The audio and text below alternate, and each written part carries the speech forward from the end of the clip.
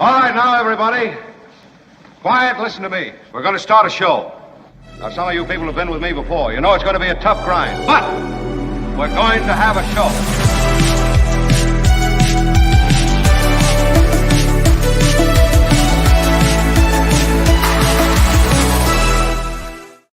And welcome, everybody. It's our big Wednesday show. There's no show like the Wednesday show. This show starts promptly at 5 minutes after the hour right here on the West Coast.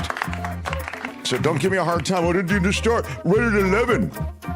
You West Coasters, you'd think you'd be chill, baby. Come on, man. Kick it. What's up with you people? Morning. I don't know, man. Where are my weed smokers at? Yeah, where are my chill people? Damn. Settle down. Maud Day, are you kidding? Right off the top of the show. Maud Day, Stronger Together. Yeah. Right on Maud with a $25 super chat to get us kicked off. This show, desperate for money like a drowning man is desperate for dry land. It is great to have people like Maud Day in our audience. I'm not going to cry, but I'm not gonna cry! I'm not gonna cry! I have strong feelings for people who support the show like Maud. I'm not gonna cry! I'm not gonna cry! I'll just say, thank you so much. Thank you so much. The super chat and super stickers are live, baby. It's all live today. 2 hours of madness. Let's get it on. What up, Alan Rossi? San Anselmo. Yeah. Love San Anselmo. Home of George Lucas. Had his 80th birthday last Saturday, according to Alan. Man. I don't think of George Lucas as 80. I guess that's the idea, right? You also think of him having created these franchises that are sort of associated with youth, you know? Meaning, you know, space exploration and Star Wars and adventures and Raiders of the Lost Ark. And that's all stuff that kids spark to, typically. I mean, it had great mass appeal. But what's shaking, everybody, says Brian. Love MTS Wednesday. And Brian will be in the June 3rd meetup. What? Yeah, I saw his name on the list. It's going to be pretty terrific. The crowd looks to be unprecedented, if I can say that. There's never been anything like this. That's right. There really hasn't, Mr. President. Thank you, or Mr. Former President. You know, remind me, Kim, I think I've asked John Rothmann, who joins us bottom of the hour, I've asked him before, but the respect afforded former office holders by referring to them by their former title label, you know, president, you call the governor who was the governor, you still call him governor, right? Him or her. And you do the same thing with ambassadors. It goes on up the line. Secretary, whatnot, yes. Thank you. I'd like to ask John Rothmann, because he's a big one about tradition and institutions, you know. I'm not so crazy about some of the institutions we have in America. I think we could S-can a few of them, like the Electoral College might be one of them that seems to be an institution that doesn't seem to work too well. But, and don't get me started, I can go on for a while. But that said, we do have this thing. We afford former office keepers this thing where we can refer to them by their former label. I want to ask John Rothmann about it. You know, when you steal our national secrets on the way out the door, you lose your title, says B.A. Ware. Yeah. And well, usually you do. You call someone, you pick the highest rank that they've achieved, and that then becomes their title, part of their title in perpetuity, right? Yes, in perpetuity is a ding word. Nicely done. Yeah. For Trump, I don't necessarily. Well, you know, I'm with you on that. We're not supposed to pick and choose, but. Well, you know, Kim, you libs, you want to single out Trump, and it's just not cool. And I don't know what to say except, you know, Trump Trump 2024? Yeah, that's really what I would Mickey. say. MAGA Excuse me, I have Mickey. to have some of my Coachella Valley. This is stovetop espresso I made. It's fresh, just 15 minutes old, and it's pretty special. Hang on one second. Oh, my God. Oh, it warms my soul. That's The Coachella only Valley thing that coffee. would have made that moment better is if Tony had put up the Coachella Valley. Oh, he did. I love it. I was doubting you, Tony. Thanks, Tony. I really Kim was. actually did it, not me. Of course she did, Tony. That's the point. Of course she Don't tell did. him that, Tony. I was on your side, my gets man. it. On your It's okay. side. Why are you yelling? I do a whole thing with complete with music and it. I sold the moment, but we had to have Kim come in and do it. Why are you yelling? You do different stuff on Wednesdays. I'm not used to this new schedule, this Oh way my of doing things. God, Tony! Thanks, Tony. You never do All this on right. Monday or Tuesdays. You know, it's Albert who really understands the show. Yeah, that's it. Albert gets the show. It is true. But here's what is balanced against Albert, and then I will get going. With Albert, he wouldn't have put it up either. But it wouldn't have been because he didn't know it should go up. It would just be because he wouldn't put it up. You know what I mean? With Albert, he's just set the bar so low. Oh, so Albert. we it's love not ya. that he Albert knows what has to happen. Yeah. He just sometimes doesn't get to it, you know. Anyway, thank you. All's well that ends well. So The Mark Thompson Show. I mentioned John Rothmann, bottom of the hour. I'll also mention next hour we have Belinda Waymouth joining us. We do a segment here on Wednesdays called It's the Planet, Stupid. And we have good news about the planet, good news about the environment, and stuff that might concern you. So we'll get to all of that. I've got a big law and disorder, and I have celebrities in law and disorder. And I know the kids love their celebrities. There have been some arrests. There have been some contractual disagreements. I have a foreclosure of a major California cannabis-related company.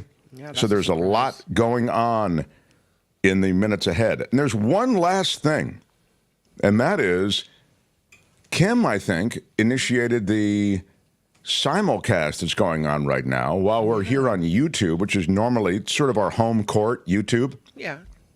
We're also on Facebook. Right. Now, I don't know where we're on Facebook. What do we have a page or something? We're on the Mark Thompson Show Facebook page.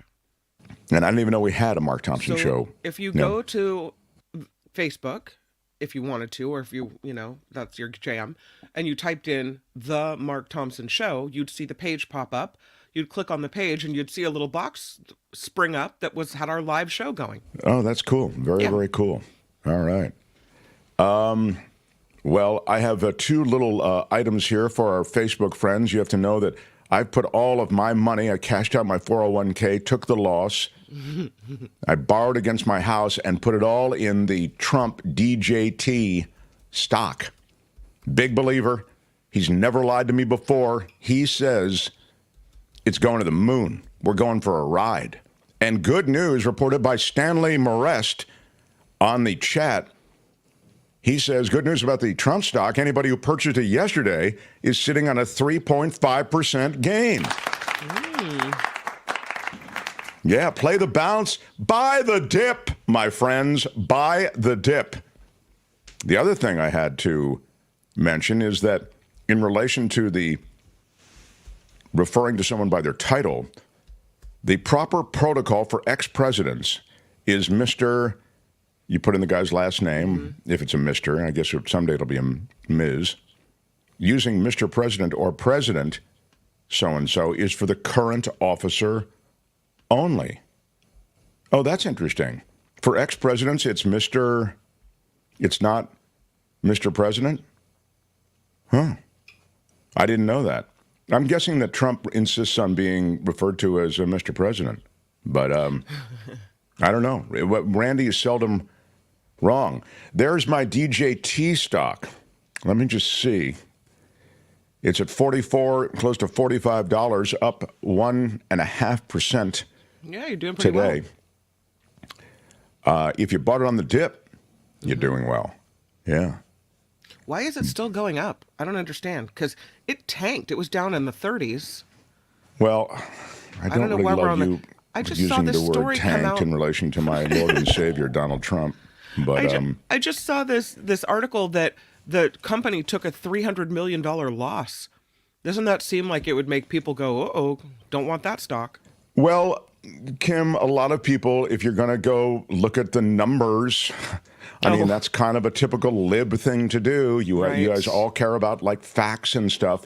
What I appreciate about Mr. Trump is he leads with hateful rhetoric that I can get my head around. And he Right. dumps on the libs and he dumps on the blue states and he talks about good times. He dumps on those people, those people who are ruining everything. There's always those people, and I can get my head to that.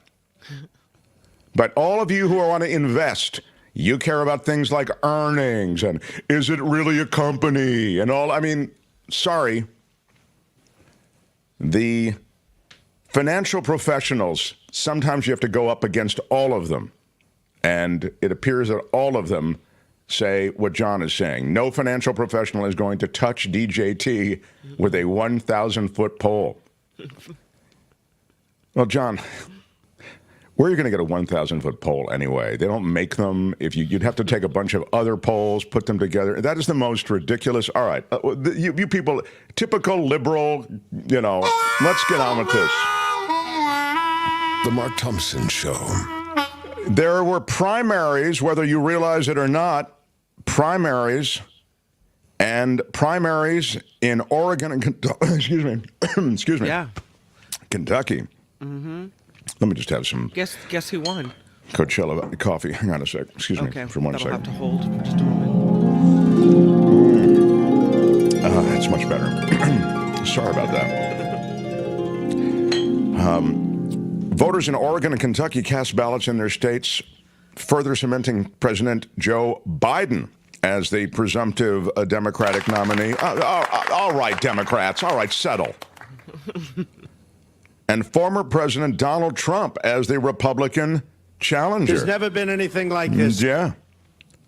State primaries and other contests also held in several states. Fulton County District Attorney Fani Willis easily defending her nomination. And California State Representative Vince Fong winning a special election to fill the House seat left by the resignation of Kevin McCarthy. So in Oregon, Biden won nearly 89% of the vote, with Marianne Williamson, who briefly dropped out of the Democratic race. I thought she, remember when they all kind of seemed to push away from the table? She re-entered. She dropped out, I guess, and re-entered in February, they say, netting nearly 7%, according to unofficial state results. But 89% of that vote went to Biden in Oregon. So, Trump's running uncontested, essentially, and where he still has others on the ballot, and I think John Rothmann pointed this out so astutely last couple of weeks, in Indiana, for example, where you still had Nikki Haley on the ballot. Haley gets north of 20% of the vote. That tells you that there are a lot of GOP voters who are not too keen on Donald Trump. So, but that's the state of that state. The world of politics I'll leave to the side. After that, I'll also leave the legal travails of Donald Trump to the bottom of the hour when we talk to John Rothmann. I say bottom of the hour. Kim's News, bottom of the hour, and then we'll talk to John after Kim's News. But right now, and I also want to talk about Mitch McConnell, who stole the SCOTUS seat, and now that SCOTUS is off the tracks in terms of the way they behave, in terms of the open corruption that you see played out in Clarence Thomas, the political corruption associated with Alito, he is now saying, hey, hands off my Supreme Court. Leave them alone. They're good. Leave them alone is what he's saying. We'll talk to John Rothmann about that as well. I mean, John's such a great historian, both on presidential politics and also the courts. But speaking of the courts, let's do some law and disorder.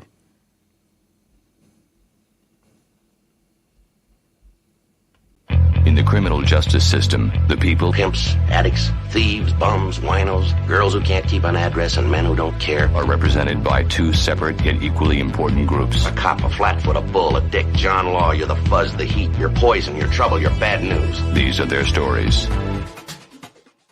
Magic of America. Anybody can sue anybody. Yeah, don't you forget it. And a San Rafael unhoused man is suing the business next door over classical music, next door to where his encampment is. Doesn't it cost money to sue someone? That's right. Somebody has to take that case. And they have to take it under pro bono circumstances or on contingency. Kim is absolutely right. Don't take my word for it. Here's a little something from our pals, Eyewitness News. For Bruce Gaylord, the past weekend was anything but ideal. The first night I got to bed at 1 a.m. The second night I got no sleep during the night. And the third night, Sunday night, I had no way to get any sleep. Gaylord lives at this homeless encampment in San Rafael, and the reason he says he can't sleep is this machine. You are trespassing. Please leave the area. This area is under video surveillance, and you have been recorded. It's set up right next door at the East Bay Tire Company. In addition to the security warnings, it also plays classical music from 6 p.m. to 6 a.m. On Monday morning, Gaylord filed a lawsuit against the company to get them to stop the classical music and the announcement. With the noise. They could place the device someplace else, in my opinion. East Bay Tire's assistant manager Robbie Darrow says the company started using the machine on Friday, a way in try and deter some of the incidents that he says spill over from the encampment towards the shop on a regular basis. Every morning we're out here picking up garbage and glass and just different things, and so it's been hard. The company says they've seen everything from illegal drug use to prostitution happening at the encampment. During our visit, Darrow even showing us a window cracked by a bullet he says was fired towards the store. East Bay Tire says the music and the security system is not about driving the folks who live in these encampments out of here, though. They tell us it's actually about keeping their employees safe. We have guys get here at 5:30 in the morning. They're all by themselves. We do 24-hour roadside service, so technicians show up in the middle of the night to grab a tire. It's 3 in the morning. They're alone. To Gaylord, though, the machine is dehumanizing, a way, he says, to punish people who are experiencing some of the worst times of their lives. That's why he says he's determined to see the lawsuit through. I'm going to continue with the lawsuit. Is that what he's saying? Okay, yeah. I've seen enough. Anyway, I'm, of course, sympathetic to the business. I feel as though there are areas where the unhoused can go, and it doesn't necessarily involve setting up alongside a business that may feel a legitimate threat to their business, to their employees, and to the surrounding area. Right. I don't know if this is the best cure for that concern, but again, I think this is a very interesting lawsuit. I don't know, how it will proceed. I suspect that how it proceeds will be instructional. In other words, if this lawsuit actually has some traction, you may see more like it, because many businesses do institute various strategies to try to reduce a homeless presence. This is not the first time I've heard of someone blasting classical music. There's a grocery store in San Francisco that does it. And you have to, think about the crime going on. People wouldn't want to go to your business if this is right. Am I going to go to the store where there's homeless people all over the place and the potential for crime and my car getting broken into, or am I going to drive a little further to go to the one that's safer? Look, dude, I don't mean to be it'll affect your business, right? I don't mean to be unkind to the unhoused guy, but I lived in New York City for 6 months, and there were sirens and you can't get away from them. They're everywhere. Sirens all hours of the day and night. Mm-hmm. There was noise of all sorts.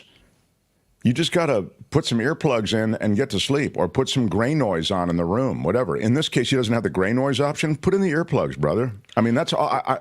Look, or go with your lawsuit. But I would say it's successful. It's a successful endeavor. It's the whole point to make him uncomfortable. They don't want him there. 7-Eleven did the same thing. They played classical music. It was a weird thing that classical music turned people off, but apparently it does turn off those people who were lingering around 7-Eleven. A bunch of them did it nationwide. Meantime, Angelina Jolie and Brad Pitt. That's been an ugly split, Kim. I know you were preoccupied. Talk about not sleeping well. Kim hasn't slept since that magnificent couple split up. Yeah, it keeps me up at night. I just feel so sad for them. This is about the NDA that Angelina Jolie had, and a series of NDAs that she had people sign from 2014 to 2022. This is all a key part of an ongoing lawsuit over the estate that was sold. Brad Pitt claims that it was sold out from under him. And apparently, in their marriage contract, one has the right to match any offer. So you can't just sell this Chateau Miraval estate as Angelina Jolie did. She's 48 years old. I think I mentioned that because I thought she was older than that. Yeah. She's had a lot of success in a very young life, huh? Yeah. Anyway, the latest thing in court, in LA Superior Court, is for her to produce every NDA agreement that she signed with a third party over an 8-year period from 2014 to 2022. So this is all public. By the way, the estate she sold, I won't make you guess. I'm just going to tell you. It was sold to a Russian billionaire, Yuri Shefler, in 2021. Apparently, again, it goes against the agreement to offer the other a chance to match. But it's sold for $62 million. What? Yeah. So both have a lot of money, but there are high-paid attorneys who are duking it out in court. A very serious bill passes the Louisiana House to make abortion pills a controlled, dangerous substance.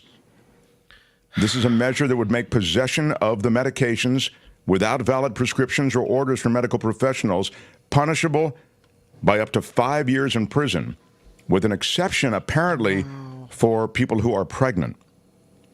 It has drawn support from anti-abortion groups and alarm from medical professionals. Also, reproductive rights advocates, etc. It would add this medication. Medication is mifepristone. Also, there's a misoprostol. Perhaps you're familiar with some of these. These are two Schedule 4 of the state's Uniform Controlled Dangerous Substances Law. Abortion, both medical and surgical, is illegal in Louisiana. So it is already illegal to prescribe the medications to terminate pregnancy. So now you're saying you can't have these medicines without a prescription, and it's illegal to get one. Yeah. Medication abortions accounted for 63% of all abortions last year, as most of you know. And this bill passed 64-29 in the GOP-controlled House of Representatives. It will now go back to the Senate, and if it is approved, it would then be sent to the governor in Louisiana and become state law. Let's punish women for daring to take control of our destiny. It's absolutely horrible. Absolutely horrible. Ian Ziering, the mini bikers who attacked him in that Hollywood Boulevard brawl that we shared with you a couple of months ago. Remember that? Where his Two daughter people was have in been the car? arrested in connection with that. He was with his family in Hollywood. It was New Year's Eve, I guess. And, I mean, I didn't realize it was that long ago. The fight broke out near Hollywood Boulevard and Highland Avenue around 3 in the afternoon. Ziering and a member of a mini bike gang. I mean, it's something out of a bizarre movie. It's like he was in, wasn't he in Sharknado? Yeah. This feels like a scene out of Sharknado. But he was in real danger. Yeah. Mm-hmm. Much of the chaotic confrontation captured on cell phone cameras, they note. Footage showing Ziering confronting and shoving one of the mini bike gang members who was blocking his vehicle before 3 to 4 additional bikers jumped into the fray. One of them threw a punch that appeared to hit the actor in the face. Please, not the face. One of the mini bike riders is captured swinging an object at Ziering, nearly striking him. Anyway, they've now made arrests, Kim. Now the Zierings, anyway, can sleep a little bit easier. Ian Ziering is 60 years old, and he is talking about having to address, as a society, the underlying issues that lead to disruptive behavior like this. During their investigation, detectives with the LAPD's Hollywood division used the video and additional information gathered from witnesses to identify 2 of the suspects. 20-year-old Jacob Esteban Hernandez from Rosemead, that's in Southern California, they're outside of L.A., and Angie Teresa Huizar.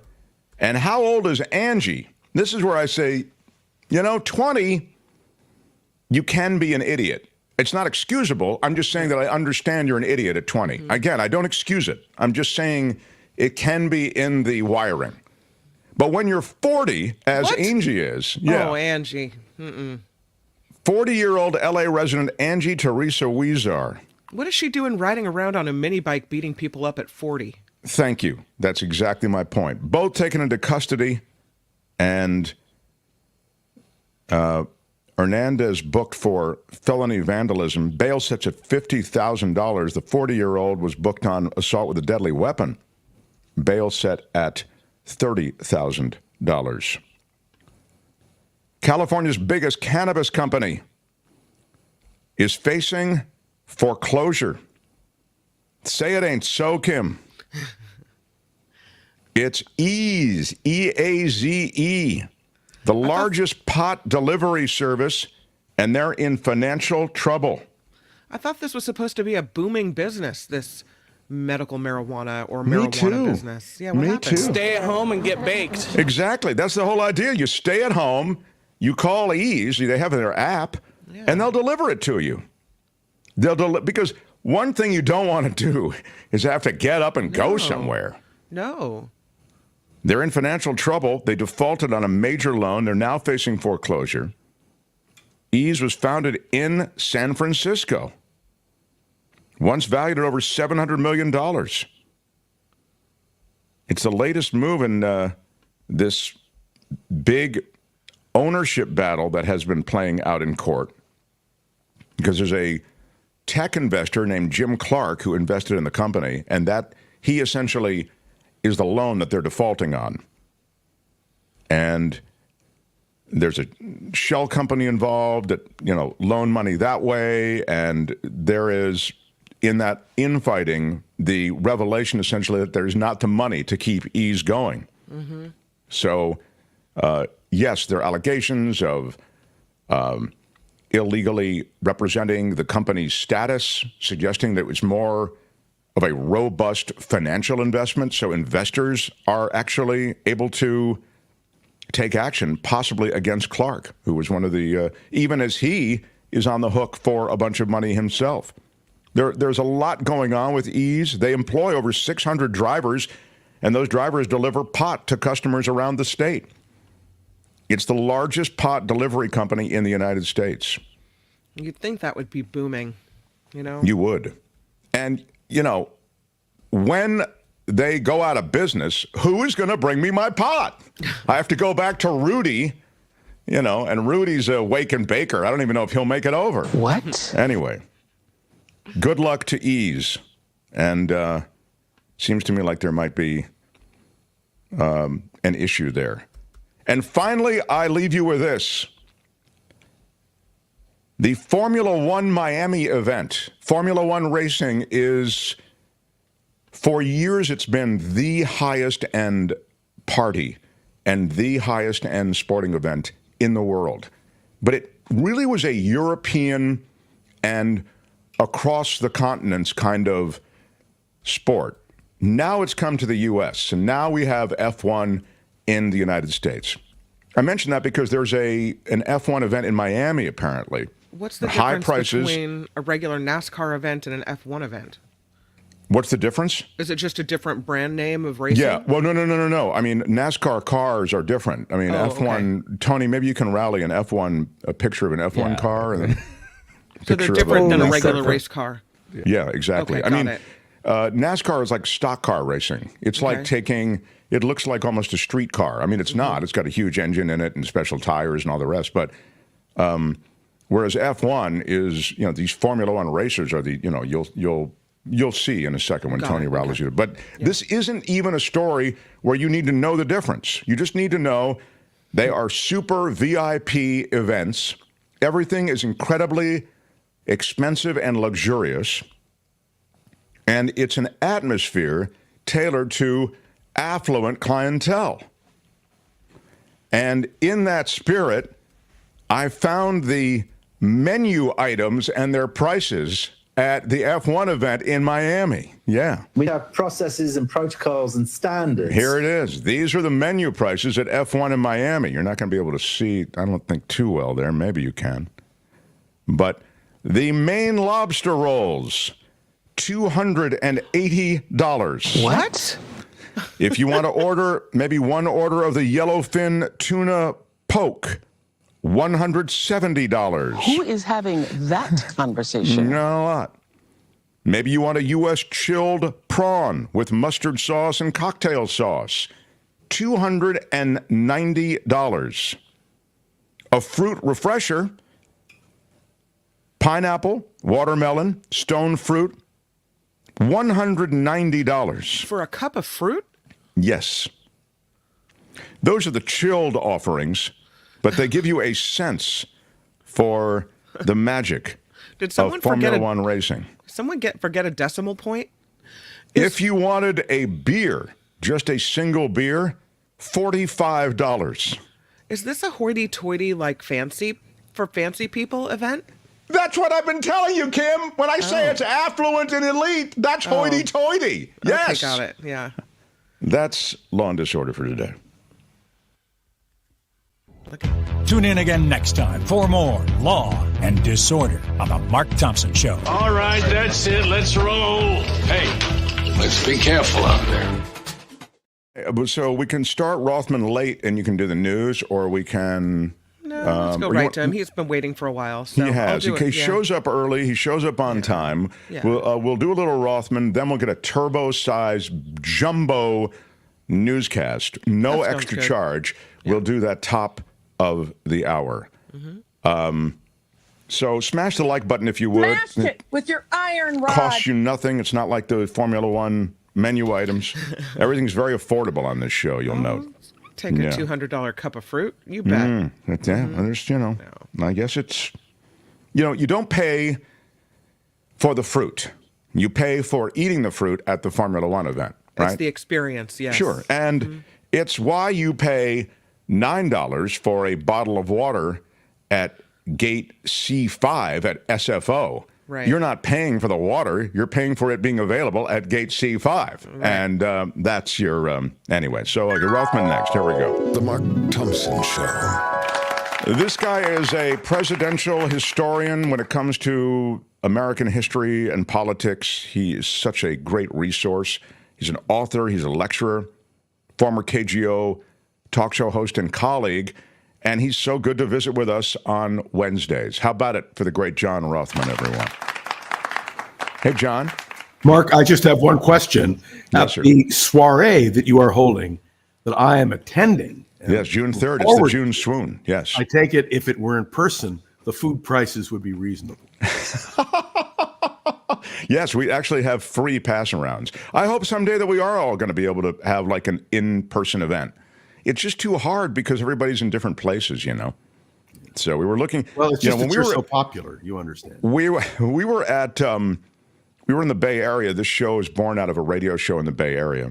Correct. And John was there. He did his own show there as well. And we had a lot of very cool talk show hosts and listeners, and many of those listeners have come over here.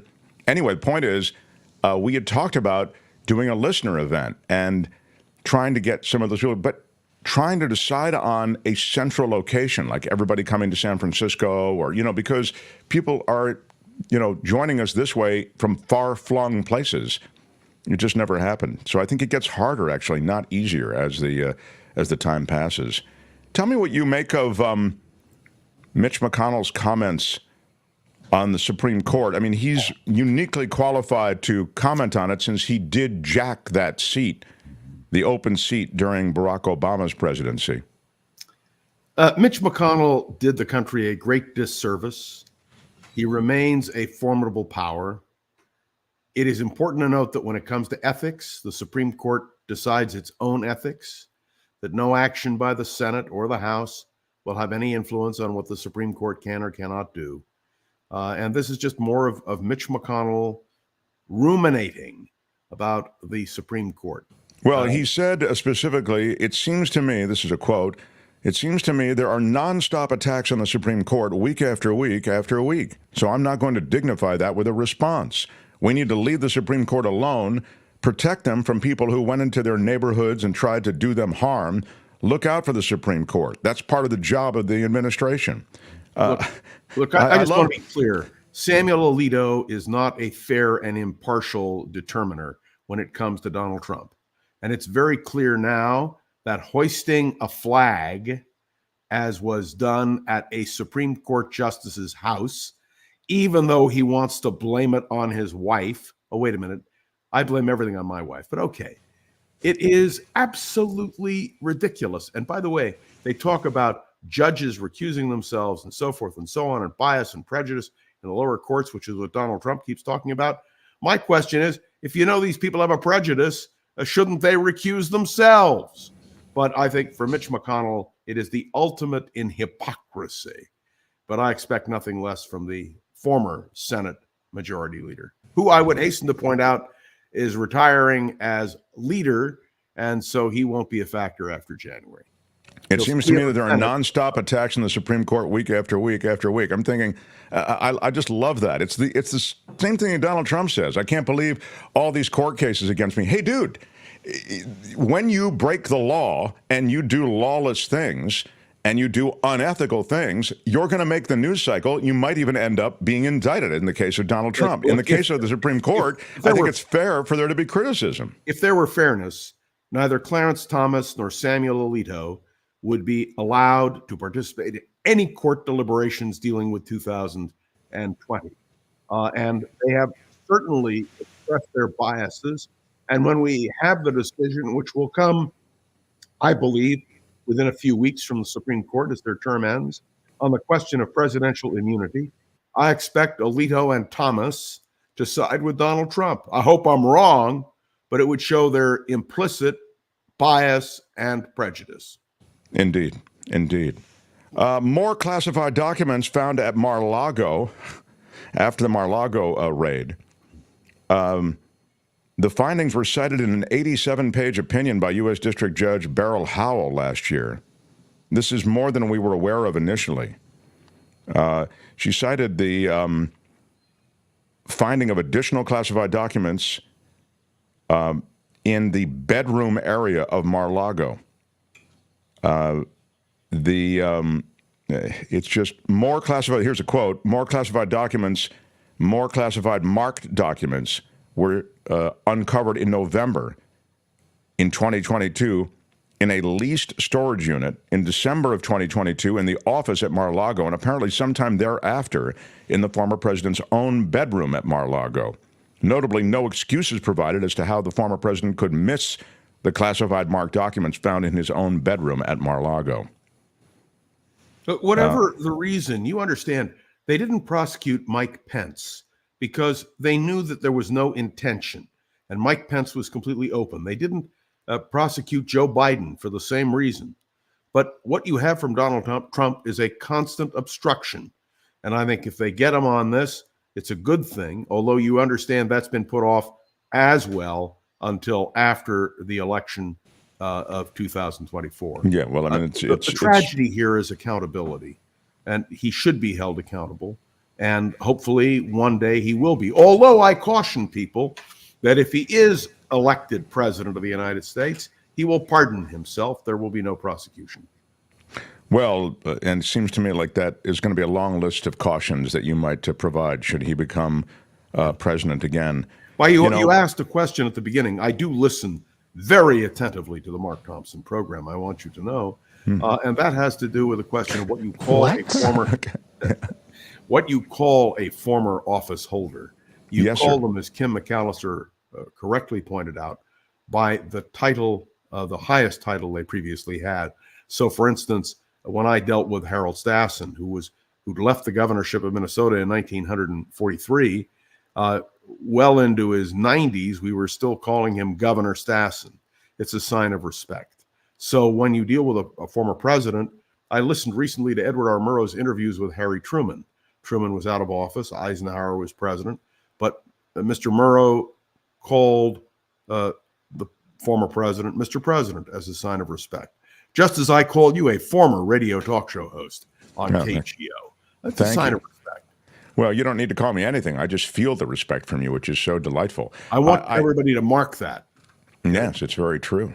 Randy, I thought, had sort of a similar thing that he said on this drill down. Yeah, I just want to make sure all of our listeners are in, have the, B.A. Ware says it. So this is right. It is when addressing a former president of the United States in a formal setting, it's Mr. whomever. Again, if it's a guy. Yeah, President. Mr. President. Yeah. When Richard Nixon appeared with David Frost in the notorious interviews, David Frost referred to him as Mr. President. Right. When Walter Cronkite interviewed Dwight D. Eisenhower, it was Mr. President. When the last interview with Lyndon Johnson, again a Cronkite exclusive, it was Mr. President. And may I point out that if Newt Gingrich, for instance, appears on a television program, he is always called Mr. Speaker. Right. You support that? Yes, of course. You do? There's no problem with it. If you want to qualify it, you can say, sir, you served as the 43rd president of the United States. Mr. President, let's proceed from there. But yes, I think it is entirely appropriate. Despite the gag order, Donald Trump is assailing one of his prosecutors again. Appeared to criticize Matthew Colangelo, though he did not mention his name. But in leaving the court, Trump appeared to again violate the gag order. He did, and he ought to be slammed for it. I don't necessarily think he should go to jail, but certainly there should be another fine.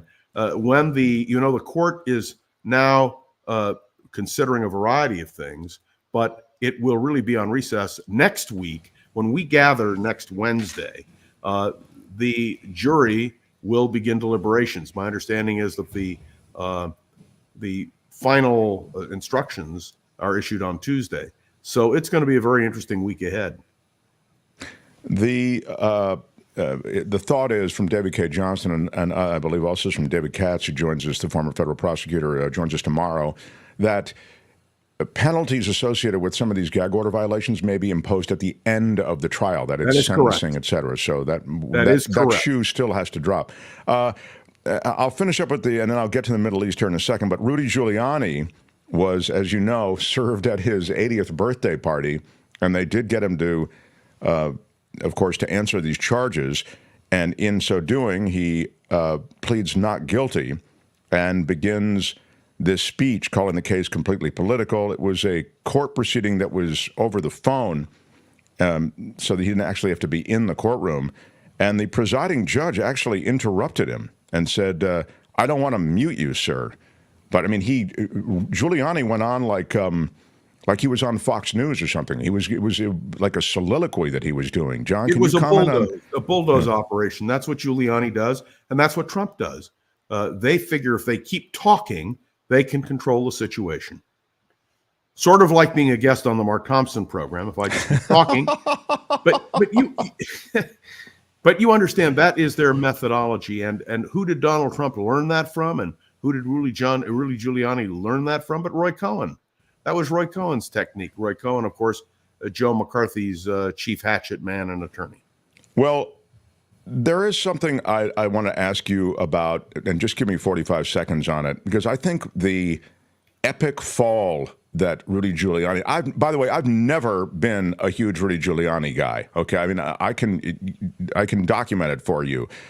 He's been dining out on being America's mayor after 9/11. You know, he's been dining out on that for forever.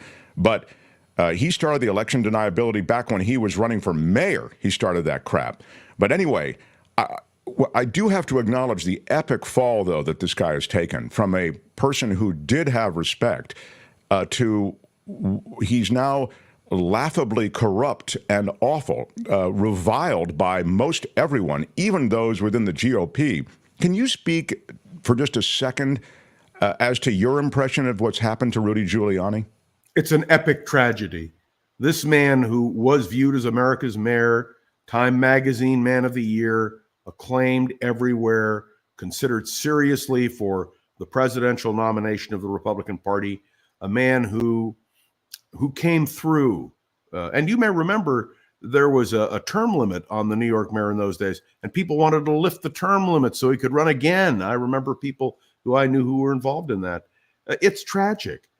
Here is a man who accomplished a great deal, who will be recorded in history for his magnificent moments, and who has failed utterly. And that is the ultimate tragedy of Rudy Giuliani. Indeed, indeed. We had a question, and I believe this is from Brian. Brian says, we love Rothman on the show. Can we ask John Rothman about these various countries, like Ireland, pushing for a Palestinian country?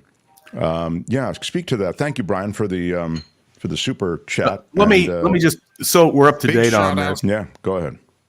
And I shout out to Brian as well. Spain, Ireland, and Norway have decided to join other nations who recognize a Palestinian state. I want to reach back in history.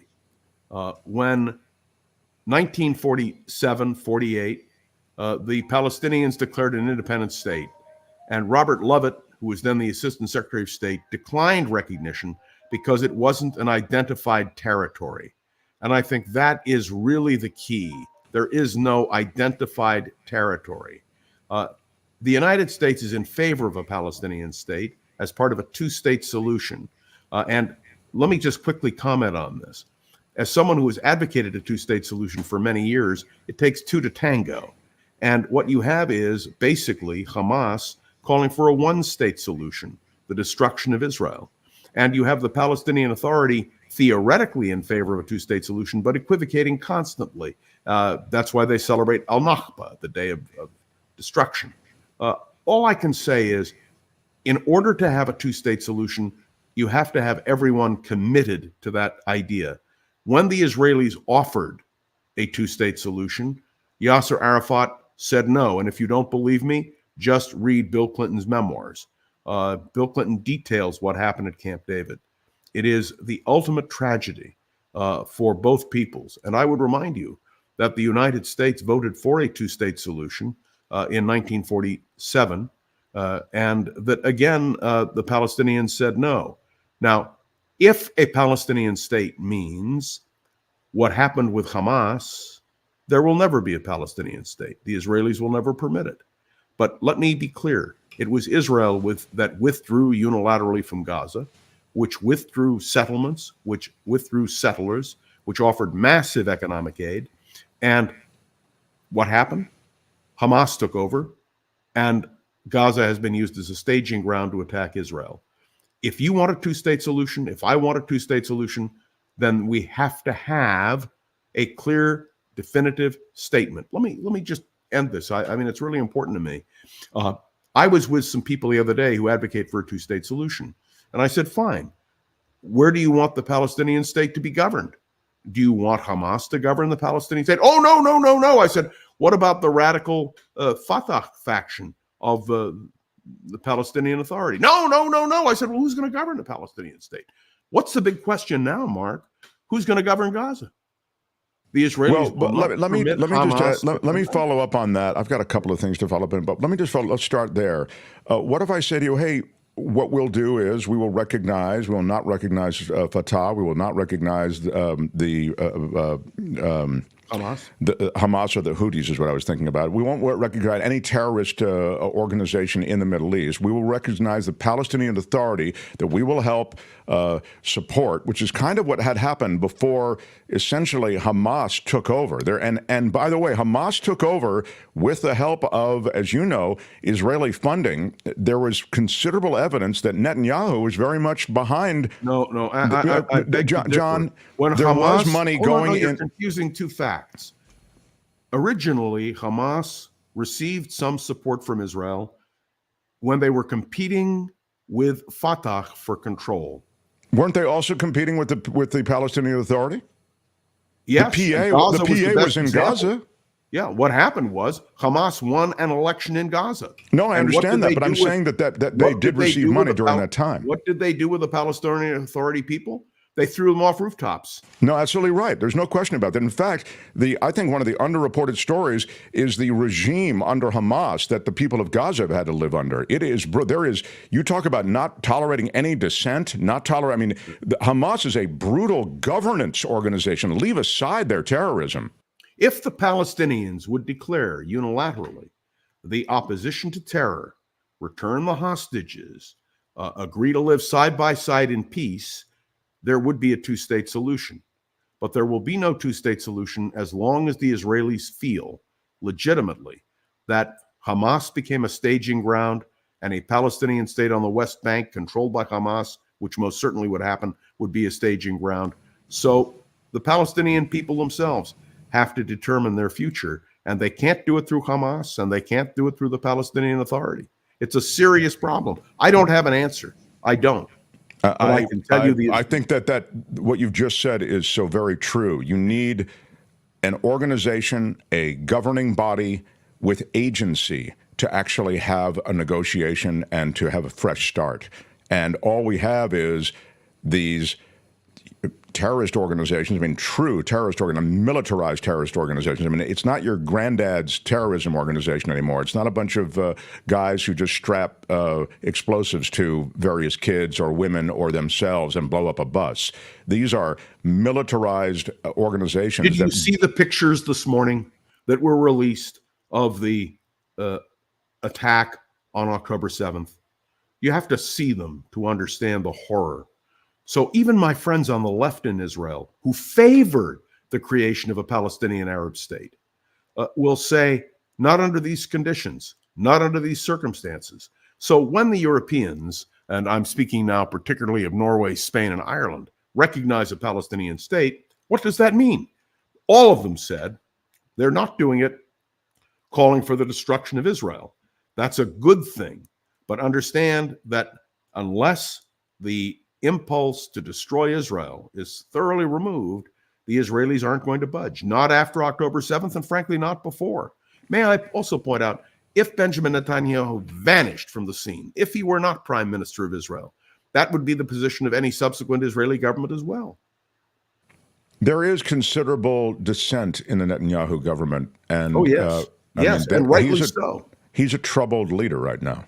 He is a leader who has not delivered. And when the demand is made for him to get the hostages out, that's not within his power. It's Hamas who has the power. But there is a feeling that Benjamin Netanyahu has failed on that level. By the way, very similar to the feeling about Golda Meir, the iconic Israeli leader, or Moshe Dayan, after the 1973 Yom Kippur or October War. There was the same feeling of frustration. And the tragedy here, and I say this regretfully, Mark, is I don't think a change in leadership will move the Palestinian Authority or Hamas one way or the other. Do you know how long it took for the Palestinian Authority to condemn what Hamas did? And then they did it very tepidly. Well, if I had been Mahmoud Abbas, I would have flown to Jerusalem, put my arms around the prime minister of Israel and said, we stand with you 100%. We oppose terror. He didn't do that. And I think that is one of the real tragedies. And so how do we get to a two-state solution? I think the ball is in the Palestinian court. Clearly, the United States will help.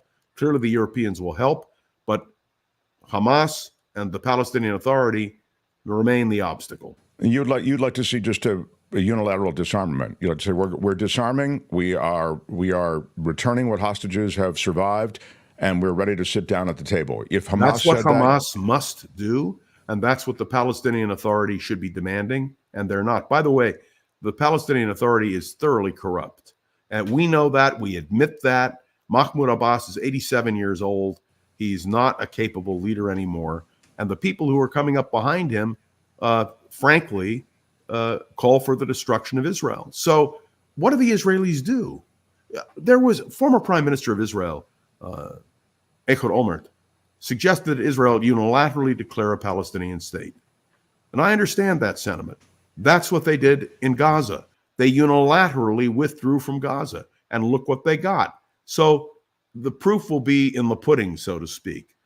Whether or not a two-state solution happens is dependent upon the Palestinians themselves. And two things I just want to quickly note and underscore. What you just talked about with Olmert and the reality in Israel is an important thing for people to understand.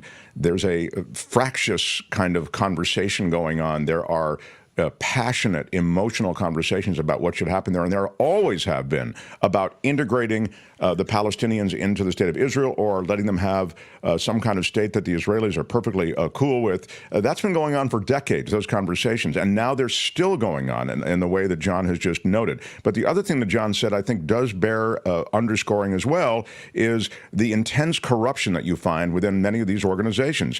The Palestinian Authority, and you just heard me speak about the Palestinian Authority, and I felt as though they were undermined, and I wish they hadn't been undermined. In Gaza, I'm talking about. But in any case, they are corrupt. John is right about that. And John is right about the corruption of Hamas. Hamas, the leadership lives, like kings they live. They don't even live in Gaza.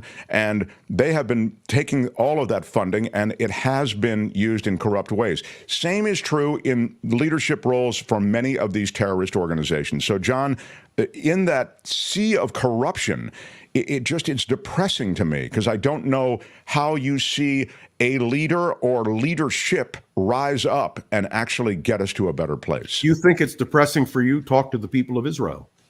Because what it means, if all fails, it means a perpetual conflict and perpetual acts of terror. And no prime minister, whether a prime minister is right or left or center, no prime minister can allow peace in the proper way without a Palestinian counterpart. You have to have a partner. And again, I urge people, go back and read Bill Clinton's analysis of what happened at Camp David. It was a very clear statement. Do you remember when it ended? What did Bill Clinton do? He blamed Yasser Arafat publicly. Now, speaking of corruption, Arafat was insanely corrupt. I mean, I think he lived in Paris a lot of the time, and he took all of that money. He was a mobster, Arafat. And a lot of these guys in these terrorist organizations are mobsters. And that mobster didn't want to see his mob broken up. He had no interest in peace, I don't think, Arafat. I don't either. And remember, the money is still controlled by his wife and daughter. It was never turned over to the Palestinian Authority. John, you're such a great resource on this stuff, and I'm hopeful, but it's a definite grim situation. I'm a realist, not an optimist, not a pessimist. I'm a realist. Can I ask you, are you sold out for the event? We are. We're totally sold out for the event. You will be with us on June 3rd. It's June Swoon with John Rothmann, one of the luminaries who will pass through our life. We also have Josh Mankiewicz from Dateline NBC. You knew his dad, Frank Mankiewicz. And Spencer Christian's going to be through. We have a lot of people that I still have to contact who'll be through, visiting and floating through what will be a really great event. And if it's a good one, maybe we'll do one the following month or in a couple of months. So definitely. And I urge everybody, because there wasn't enough room, contribute to the Mark Thompson program. It is very important when it's listener maintained, listener sustained, that we support something that really is so vital. And so, Mark, I want to add my endorsement 100%. The work that John, you always are very good about mentioning that. I appreciate it. We don't ask you to do it, and you do it that Rothmann way. I want to mention something very important. I'd like you all to know that the Mark Thompson Show needs your support. The way you say everything is terrific. Now, John can be found on The Voice of San Francisco and also his His podcast is Around the Political World with John Rothmann. We have it up there on the screen to remind everybody. It's a daily podcast, and it's 10 minutes in length, I think. Isn't that right? That is correct. And Around the Political World is there. And now we're doing the voice of San Francisco, which is 10 minutes on local politics in the city, particularly the race for mayor, but other issues as well. You haven't endorsed anyone for mayor yet, have you? I have not formally endorsed, but I will. There's a whiff. Yes. There's a whiff. No, let me explain. A whiff of something. The Voice of San Francisco is officially neutral. They make no endorsements, and I want to make that clear. I, on the other hand, as an individual, am supporting Mark Farrell, who appeared on your program. Yes, he did, and that is my pick because now, as you know, I could be bought off my pick, and I also, so I'm right up front about that. I mean, the right super sticker or super chat or Patreon or PayPal contribution, it's possible I would reconsider the Mark Farrell endorsement. But I am right now comfortable endorsing Mark Farrell for mayor of San Francisco. For the appropriate remuneration, I know. Yes, but, thank you no, very I'm well. glad. Let me just say on the Voice of San Francisco, we plan to interview all the candidates. They are neutral because of the nature of what we do with commentary. I'm extremely cautious about that. But my individual support goes for Mark, who was my member of the Board of Supervisors. When I was president of the Neighborhood Association, he was always responsible, always able, and I frankly like him very much. Let me just point out, we have ranked choice voting. I'm doing an explanation of ranked choice voting on the Voice of San Francisco in a few days, but I want to be clear. It means that there will be no runoff. So in San Francisco, if you come in last, your vote can go for somebody else if you so indicate, and all the way up the line. So to pick a winner is virtually impossible. And I will only point out one other thing, and that is in Oakland, where they have ranked choice voting, they are trying to get away. They're trying to eliminate it. I was just about to ask you, do you support ranked choice voting or not? No, 100% opposed. I believe it's completely undemocratic. And how did it end up being the policy in San Francisco? To save money, because when you hold a runoff, it costs you millions of dollars. I always say if something doesn't make sense, it's about money. And let me tell you, sometimes it makes sense to contribute to the Mark Thompson program. Oh, come on. One more time he gets it in. Thanks, John Rothmann. Thanks, John. Ladies and gentlemen, I'm Shadow Stevens. This is the Mark Thompson Show. Keep it to yourself. I don't know. We try to have fun.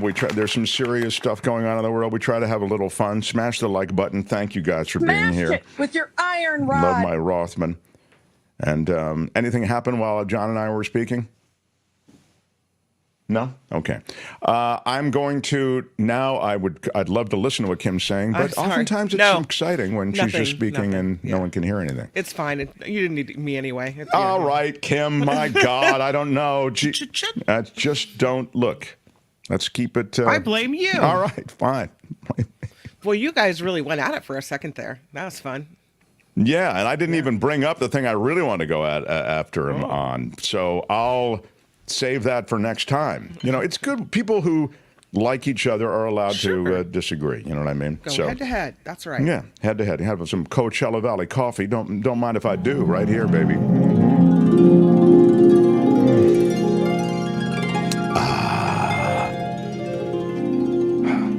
We talk about the fresh crop.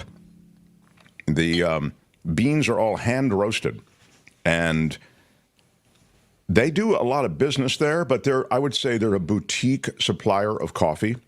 And they've been, and I mentioned the first part, they do a lot of business because they've been approached to get one of these automatic roasting machines. You know, they have great equipment there. They just got a new roasting machine, but the head roaster, who we have to have back on the show, he is insistent he likes to hand roast everything. Every bag is hand roasted. And there they are. That's the crew, Cliff and the gang down there. So at Coachella Valley Coffee, they hand roast every bag. And as I told you, the beans are all fresh.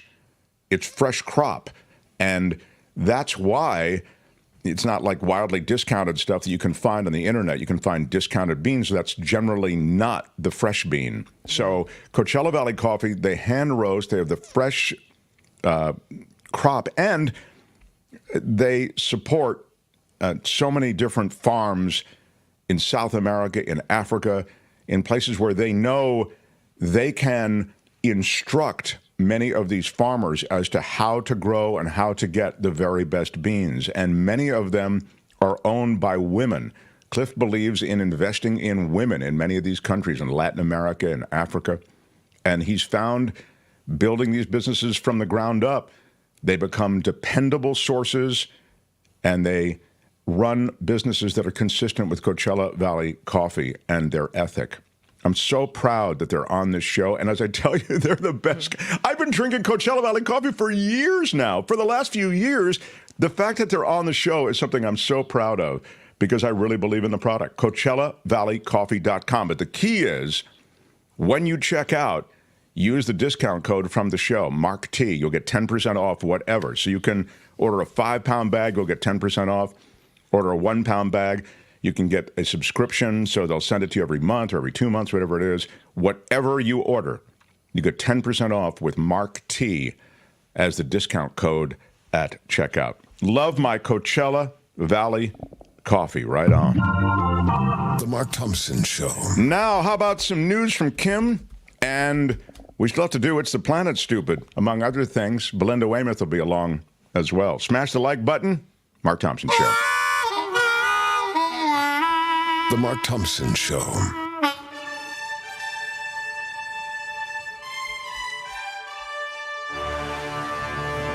On the Mark Thompson Show, I'm Kim McAllister. This report sponsored by Tenuta Vineyards in beautiful Livermore. Uh-oh. Come on now. A hearing is being held today by the judge in former President Trump's classified documents case. The judge hearing arguments from Trump's defense team to throw out charges in this case.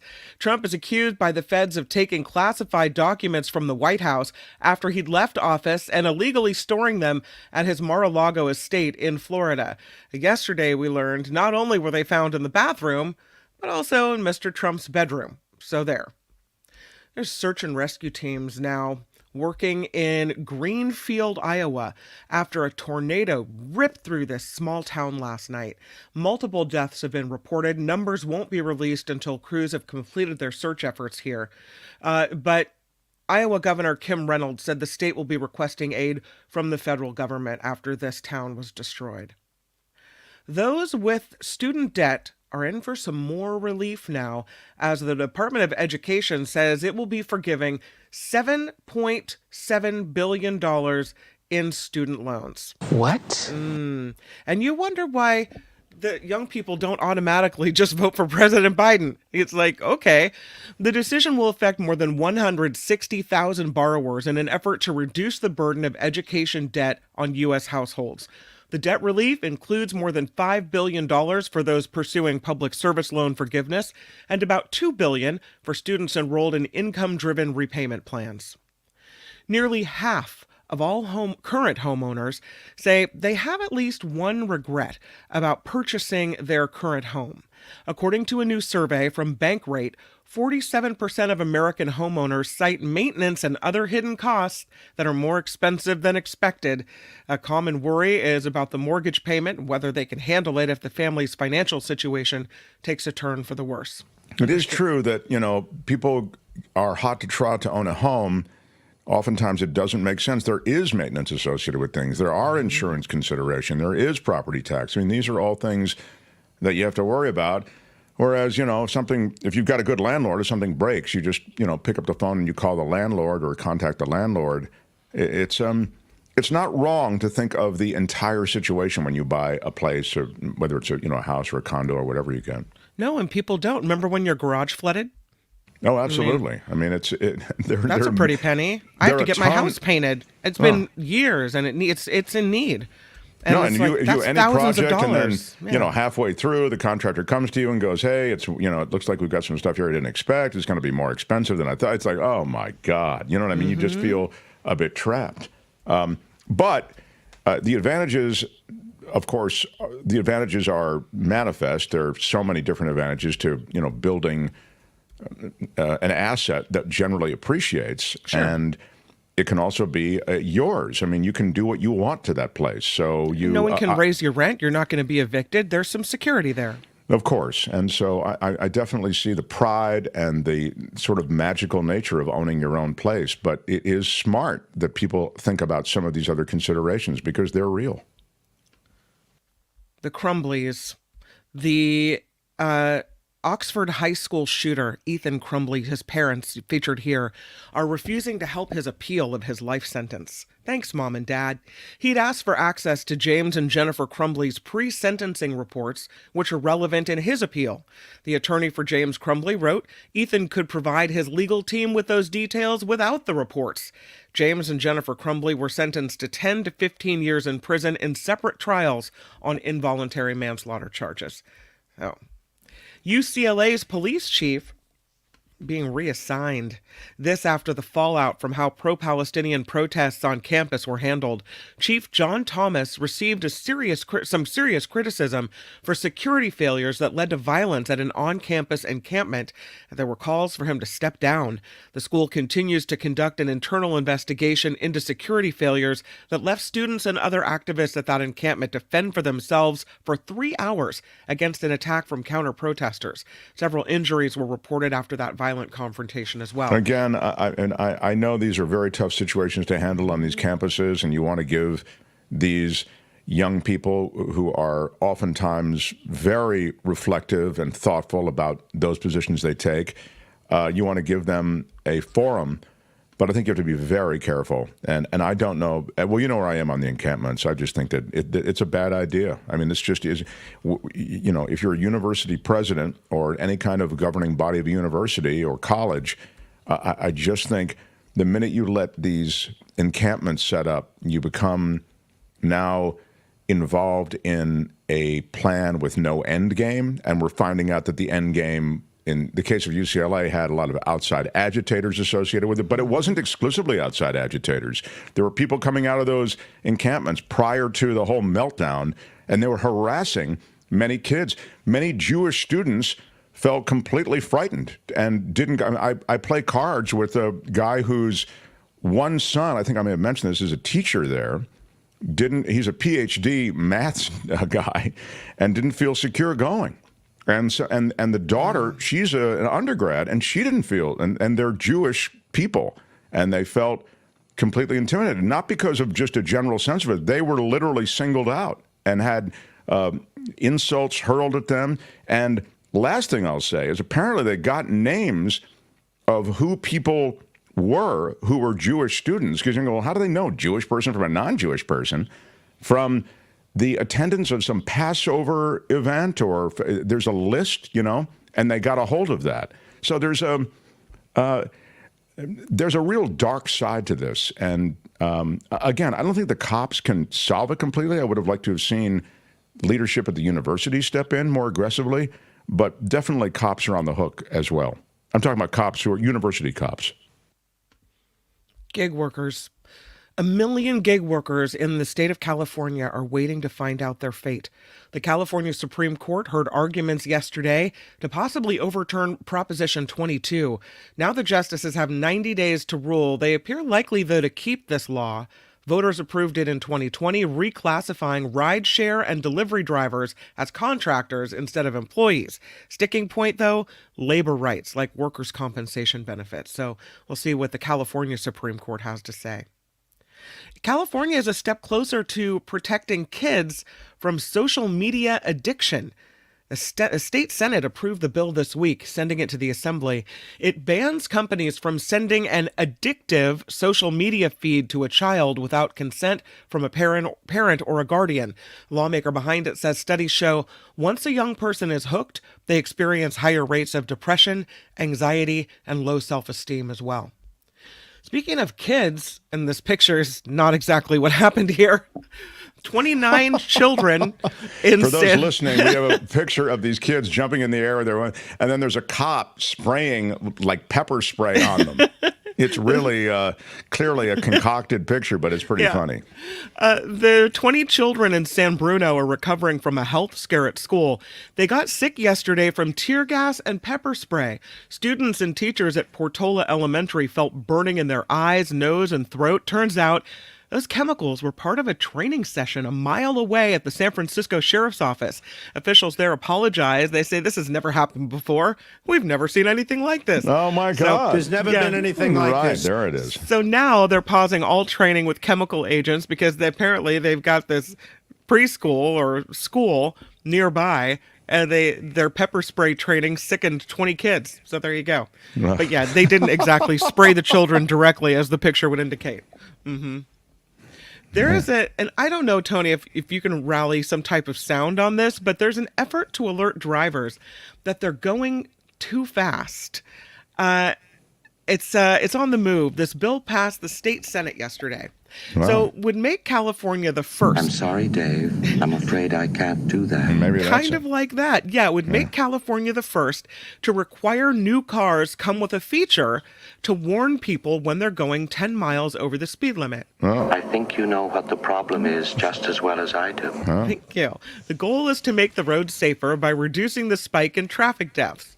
I mean, you've heard people say, I'm sorry, officer, I didn't even realize I was going too fast. Sure, yeah, right. Well, if your car told you, I've heard really people who are speaking right now say that.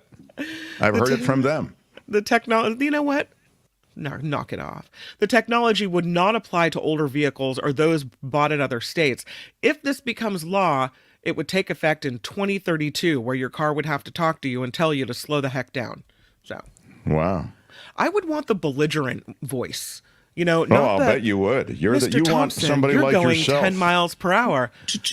Yeah. I would want like the Judge Judy voice. Slow down. Something like that. I love it. Stupid is as stupid does. How How fast do you think you need to drive your car? Yeah. Yeah, that's what I would want. Wow. There's a pause now on the foreclosure of Graceland. Yeah, a Tennessee court chancellor saying today that it can stay in the hands of Elvis Presley's family for the time being. The court ruled today that a mysterious company trying to sell it likely committed fraud. So the Graceland sale is now postponed, at least until a future hearing determines who actually maintains the rightful ownership of this estate. So we'll see. It's not unusual to see a rattlesnake in the Mojave Desert in California, but it really is a whole other thing to find one in your mailbox. A 60-year-old truck driver went to the local post office in the town of 29 Palms last week to check his mail. He found a package inside marked fragile with a Florida return address. So he brought the package back to his truck where a friend was waiting. He asked his friend, "Hey, buddy, open that package for me," as they drive away. Well, inside was a live rattlesnake hissing and ready to strike. Oh, my God. Whoever sent this package had put cotton balls inside to muffle the sound of the snake's rattle. The snake didn't bite, but both men agree it's a case of attempted murder.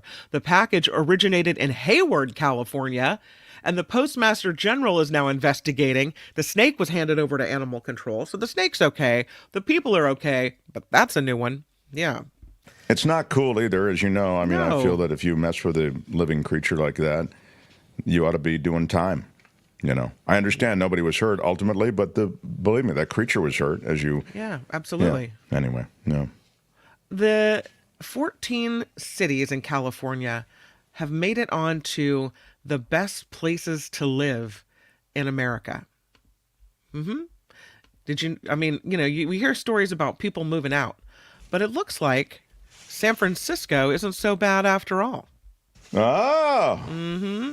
I'm going to show you a beautiful picture of the Palace of Fine Arts and the Golden Gate Bridge. Look at that. I mean, how beautiful is that?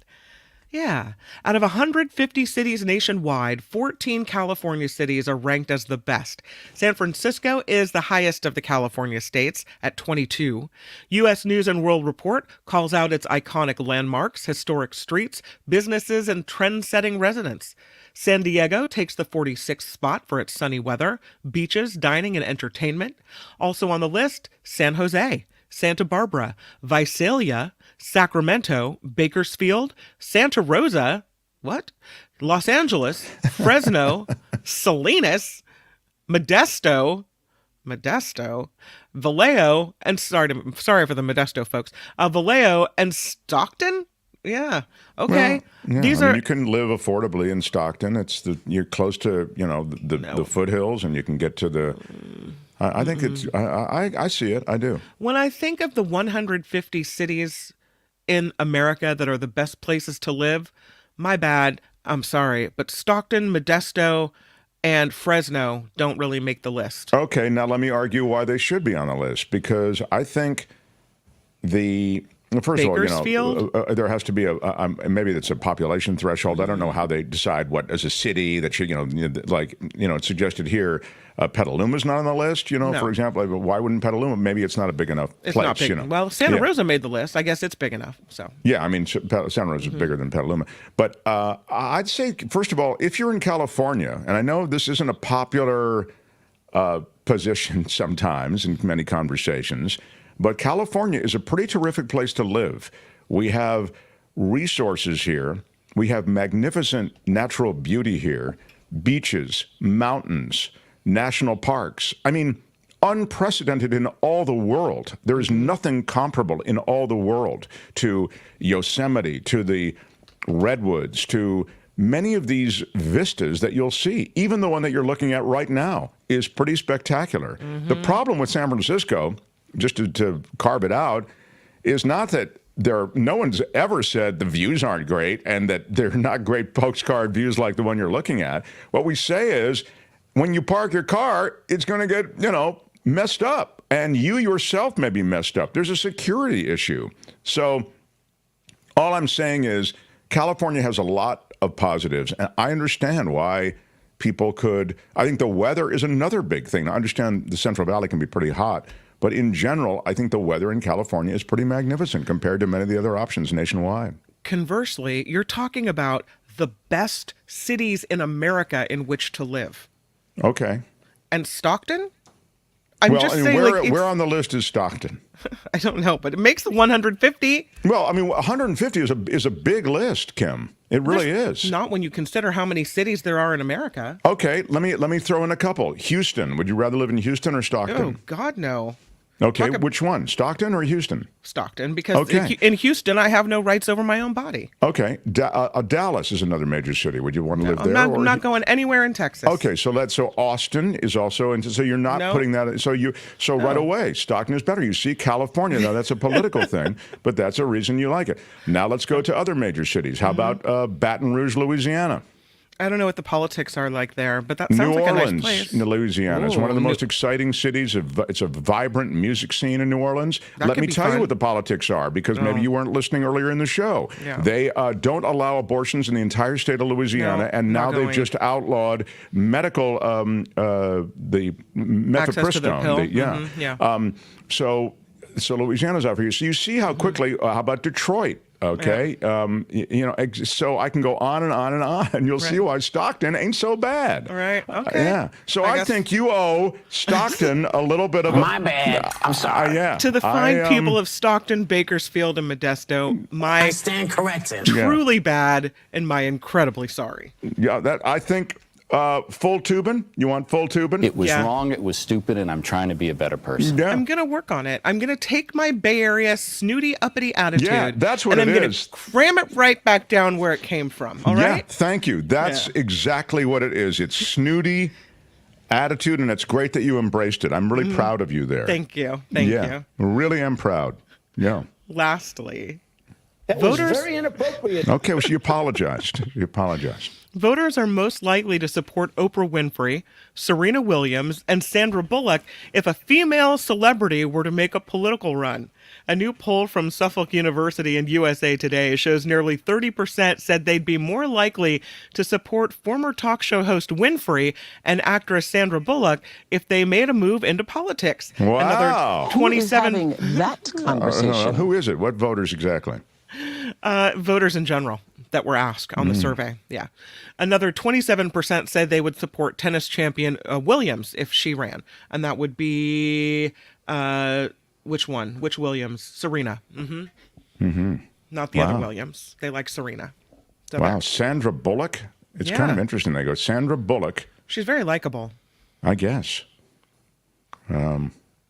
People have been talking about getting Oprah to run for something for a long time. She won't do it. I guess not. Apparently not. No. This report is sponsored by Tenuta Vineyards in Livermore. This year, January 1st, was the start of Nancy Tenuta's 25th year as owner and winemaker at Tenuta Vineyards in Livermore. Mm-hmm. Congratulations, Nancy. Yeah, it's a pretty remarkable achievement. They have, by the way, live music Memorial Day weekend, so it's going to be a really fun atmosphere. And this month, May, is the 10-year anniversary of their tap room. So when you go out there, it's not just wine, it's beer as well. So enjoy wine and beer out at Tenuta. If you'd rather just order and have your wine arrive on your porch, your Tenuta wine, you can do that as well. You call or you email, and you get your 10% Mark Thompson Show exclusive 10% off. But you have to use this phrase, smash it with your iron rod. Smash it with your iron rod. So you can call Rich at 925-699-4576, or you can email him, rich at Tenuta, Tenuta, tenutavineyard.com. You say the smash it, or type the smash it with your iron rod. Then you get a hold of each other. He gives you your 10% off. You get 20% off if you order a case. And if you're ordering a case, make sure you throw some of that Why Are You Yelling Red in there, because it's so good. Oh, it's something good. Why are you yelling? It's a proprietary blend. Yeah. Tenuta Vineyards in Livermore. Our thanks to them for sponsoring this newscast. I'm Kim McAllister. This is the Mark Thompson Show. They had to close down an entire radio station to silence him. And now, he's here. Ladies and gentlemen, Mark Thompson. Feel it in your soul. The Mark Thompson Show. Who's Mark Thompson? Hey, which one of you is Mark Thompson? Don't talk to me that way.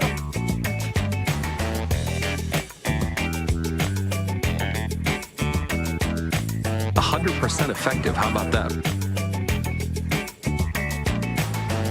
There is no defense for my conduct.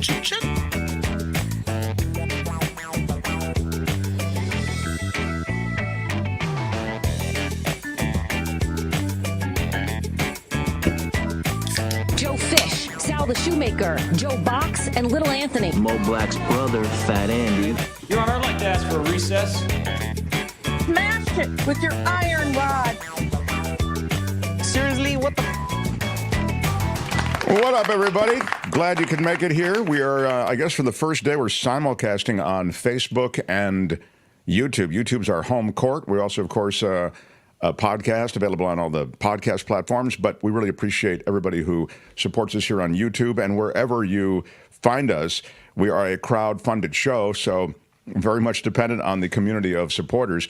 And I might add, I think I saw in the comments that it was mentioned in the list of California towns and actually places nationwide, that 150 town list, Petaluma, was passed over. We were saying maybe it's because it didn't make some kind of a, population threshold or whatever. Sure. Scott is saying for a $10 super chat, I guess that would be. Big shout out. Petaluma should be on that list. Yeah, Scott, I agree. It's frickin' awesome. It is. It's a frickin' awesome town, he says. High cost of living here, but other than that, it's pretty good. Yeah. I did see a homeless guy on the sidewalk taking a nap yesterday. That was a, Yeah, well, so we have problems just like anywhere else, right? Yeah. It's kind of a nice place to be homeless, if I can say. I hate to, I mean, in the it's scheme really of things, a nice community. Yeah. This from commentator MT. How you do go on and on and on. What? How dare you, commentator? I mean, what? I don't really know how to respond to that. Quite. I'm hurt.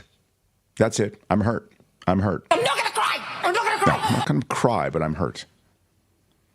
How you do go on and on and on. That's right, I do.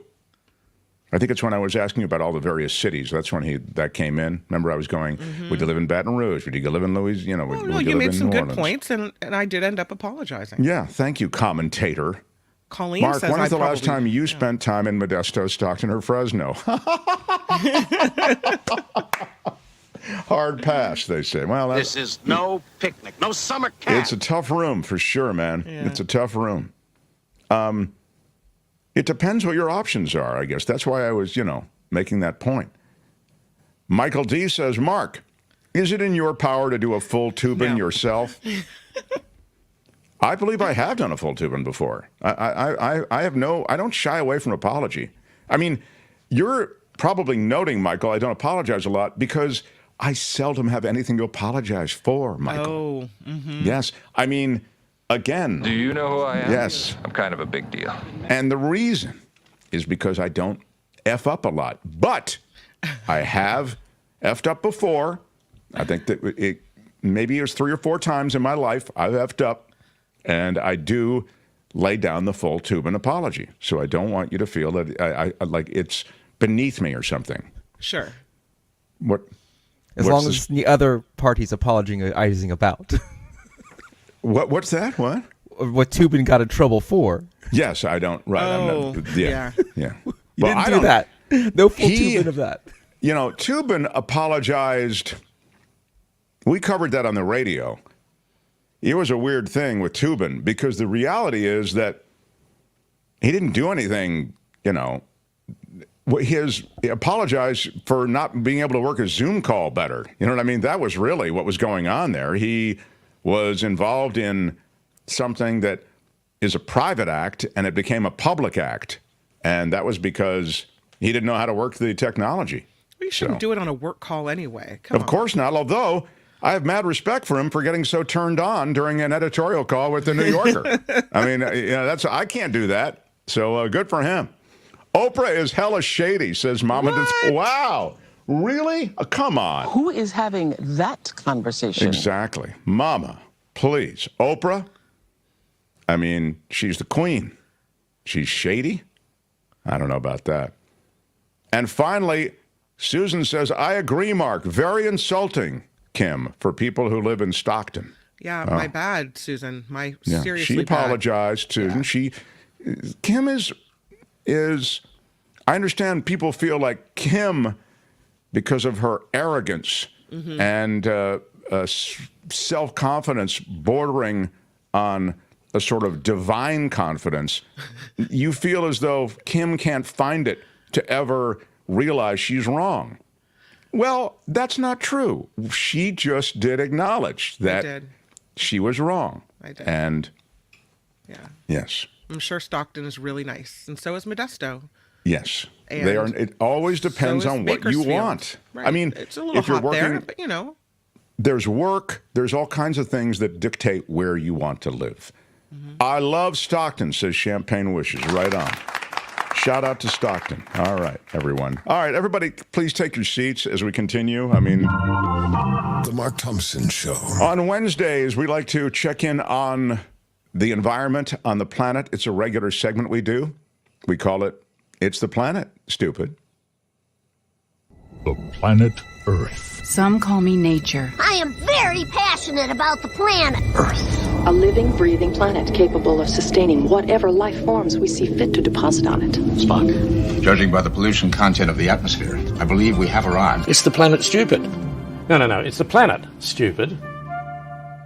Our guide for It's the Planet, Stupid is eco-journalist Belinda Waymouth. Hi, Belinda. Hi there. How are you? Belinda, can you hear me? You have... I hear you, darling. I hear you. Good. All right. Fantastic. You are heard. All right. I hear you too. Now, sometimes we have good news. Sometimes we have bad news. Sometimes we have a mixture of both. What do you have today? Well, today is definitely a mixture. So we're going to sort of go backwards and forwards from some bad to some good. How about that? Cool. Okay. So there was a pretty terrifying report out this week about plastics being found in the testicles of 23 men aged from 16 to 88 and in 50 dogs. 3 times the amount of plastic in the men than the dogs, but dogs are very close to us in the environment, obviously, man's best friend and women's best friend. Let me just mention, because I know you're going to talk about the proliferation of plastics in the environment, but just on the testicle inspection thing, these were cadavers of men, and these were dogs that had been neutered, so they were able to inspect the testes. So that's what was going on. That's how they know this information. Please continue. Yeah. And the horrifying thing in the men was, when they got, took out all the flesh and they were just looking at what was left behind, once you got past the human factor, 75% of what was left was plastic. And an earlier, smaller Chinese study that came out last year found that plastic was in the semen as well as in the flesh of testicles. So, this, once again, the fossil fuel industry, poisoning us with impunity. This is polyethylene, this is PVC. These are related, they're carcinogens. They're related to lower sperm count, infertility. This study came out in the Toxicological Studies Journal. They'll be obviously looking at it way more closely as it relates to human health and reproductive health. But we already know it's having a detrimental effect. The one finding that was sort of good is that there's less plastic in placentas than there are in testes, and the testes amount of plastic is second to the brain, which that isn't good. I mean, the horrible thing is that, we're ingesting, they say, about a credit card's worth of plastic. I mean, it's a week, which just seems crazy, but it's in the water we drink. It's in the air that we breathe. There are plastic fibers. They say when you do a beach cleanup and you're sort of horrified by all the actual plastic that you can see, there's even more of the plastic nanofibers that you can't see, carpeting the beach. Go back to the credit card thing, because I remember that stat, but did you say we ingest a credit card a week? Yeah, I always go back and look at it again because I can't believe that that's how much it is. And obviously, it's not going to be, every week and every person. But you're saying on average over the course of the weeks. Yeah. It's in our honey. It's in the beer that we drink. It's in the water that comes out of the tap. They did a study all around the world. I mean, it's coming out of the taps on Capitol Hill in DC. I mean, it's so ubiquitous. And this is the thing that, we have known for so long about plastic. It doesn't biodegrade. It just breaks into these smaller and smaller bits. And they say the bits that they found in the testes, they're sort of little shards. And what damage could those do also, on a cellular level? So, we really, this has to be a wake-up call for policymakers because everyone gets, and I beat this drum often on the show, but to say that it's up to consumers, it's up to us to recycle. It's like, no, it's up to policymakers to curb plastic production and to really make it a circular manufacturing model, that you really are creating plastics that are 100% recyclable. That they're not just going to be, because what they do with plastic is, it's hard to recycle it into another item of equal value. It gets downsided into kind of a crappier plastic item.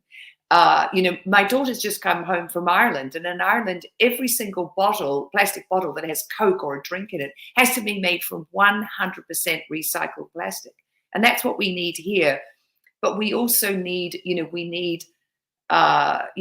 better, more recyclable plastics, and we need to be turning off the tap. We can't be producing plastics at the level that we are right now, because the environment is just flooded and sort of drowning in them. And the good news story, and I sent Tony just before I got on, so I don't know if he's had time to grab it, but there's a a company that they're called Sungay Design, and they are doing this great. It's a great business model. It's upstream, because the other thing is lots of plastics in places where there aren't really good. Yeah, so so they're going to Bali, they're going to rivers, because all the garbage is being thrown in rivers, and they're sorting through plastics, they're dividing it up into the colors, and they're turning what's the equivalent of 2,000 plastic bags into these chairs. So first of all, yeah, they make it into this, they divide it up into the colors, they make it into sheets, and then the sheets they turn into these chairs. And the thing that's really great about this is, you know, everyone got very excited. There they are. Everyone got really excited with that young guy, Slat. He was out of Denmark, and he was going to go into the ocean with these great big ships and these arms that were basically plastic and gather up all the plastic. But what these guys are doing is way more efficient, because they're upstream before the plastic gets into the ocean. Because once it gets into the ocean, that's too big a body of water. But if you can grab it in the rivers, because people in countries where there isn't a really robust and sort of structured, you know, municipal waste system, they're tossing their garbage, you know, into waterways, and those waterways, of course, make their way to the ocean, and then we have an ocean plastic pollution crisis. But these chairs, if we can scale this up, you know, this plastic waste. And they're selling those chairs now. Yeah. So this is what we need. We need innovation, and I've got a couple of innovation stories today, which I think are good news, and this is one of them. And I worked in plastic ocean pollution for, you know, a long time. I mean, I really know the problem, and that this idea of, you know, wasting things in the ocean, we just can't do it. We have to stop getting in the ocean, but we also really need to force it down on production. We can't be making as much as we are and expecting the natural world to be able to, you know, absorb it. It just can't. I mean, that idea also of catching it upstream is such an important one. That's a really key distinction. Yeah, absolutely. So that's one of the good news stories. There are a lot of crazy stories this week about heat, and I don't want to sort of belabor them too much, but I think it's really important when we're in an election year to really be aware of what's happening in the world. So, you know, last week we had those huge storms in Houston, very destructive. 4, I think, more people died. The flooding and the damage. I don't know if you saw the photos of the buildings. I mean, they had 100-mile-an-hour winds coming off the Gulf of Mexico. And that's, you know, hotter air temperatures, hotter ocean temperatures. And, you know, we have the La Nina now. We had the El Nino, which was sort of masking how hot the planet's got. Then we've got Miami, you know, the heat index, they're saying it is 115 degrees. It's insane. And this is May. This is before the 4 hottest months. We've just had their governor, Mr. DeSantis, you know, strike climate change off energy policy. You know, don't say climate change in Florida. And that's what the last presidential administration did. The last administration, the Trump administration, did the same thing. They dry cleaned it from every government website.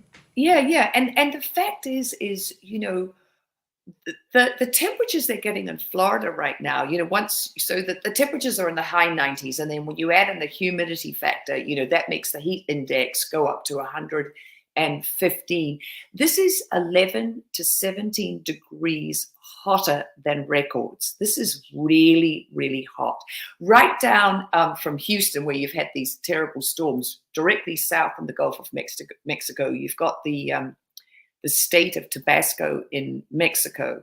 And this story is so sad. It just really breaks my heart. So mantled howler monkeys are dying in the heat, and they have collected 83 corpses of these monkeys, and they've basically just fallen out of the trees dead.